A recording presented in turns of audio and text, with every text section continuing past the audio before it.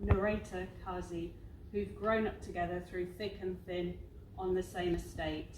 Now, many years later, they're back together again for a friend's wedding.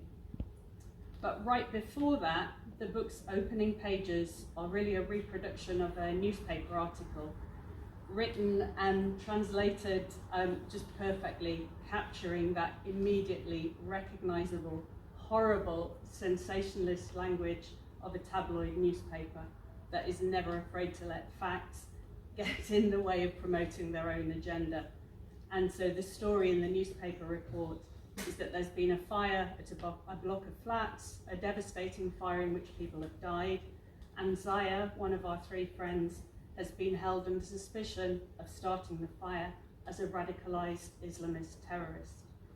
Kazi, our narrator, sits down to write overnight, to write the story, to set the record straight, and to explain the reality of the women's lives and the events that led up to the fire.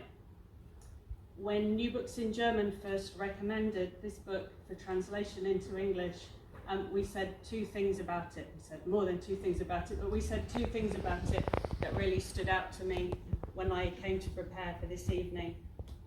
One thing we called it was immersive, and that is really, really true. And you find as a reader, you're really drawn in to these women's lives and to the experiences which are described in such rich detail and ring so true as an accurate portrayal of what life is like for some women in Germany.